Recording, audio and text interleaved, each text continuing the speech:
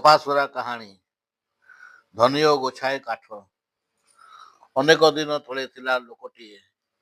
ଧନୀ ହେଲେ ବି ସେ ଥିଲା ହୀନମନା। ଶୀତ କାଳରେ ଗାଉଁଲି ଲୋକେ ତା କତିକି କାଠ ବିକିବାକୁ ଆଣିଲେ ସେ କାଠ ମୂଲ୍ୟର ଅଧା ପଇସା ଦିଏ। ଦିନେ ସେ ଜଣେ ଗରିବ ଲୋକଠାରୁ ଗୋଛାଏ କାଠ କିଣିଲା ବେଳେ ପୁରୋହିତ ଆସି ପହଞ୍ଚିଲେ। ଧନୀ ଲୋକଟି ଗରିବ ଲୋକର ପାଦ କତିରେ ଅଳ୍ପ କିଛି ପଇସା ପକାଇଥିବା ଦେଖି ସେ କହିଲେ, ଧନିକ ଭାଇ, ୟାଠୁ କିଛି ଅଧିକ ଦିଅନ୍ତ ନାହିଁ। ଗରିବ କାଠକଣ୍ଟାଲି ବଡ଼ କାଠ ଗୋଛାଟିଏ ଆଣିଛି, ତାକୁ ଆପଣ ପଇସାଏ ଦି ପଇସା ଦେଇ ବିଦା କରି ଦେଉଛନ୍ତି। ଏତେ କମ୍ ମଜୁରିରେ ସେ ତା ପାଇଁ ତା ପରିବାର ପାଇଁ କେମିତି ଆହାର କିଣିବ?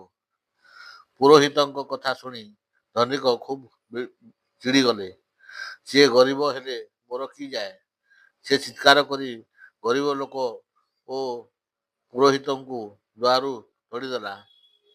ସେଦିନ ରାତିରେ ସେ କାଠ ଗୋଛାକରେ ନିଆଁ ଧରି ଧନିକର ଘର ବାଡ଼ି ସବୁ ପୋଡ଼ି ପାଉଁଶ ହୋଇଗଲା। ତହିଁ ଆର ଦିନ ସକାଳକୁ ସେ କାଠରିଆ ପରି ଗରିବ ହୋଇଯାଇଥିଲା।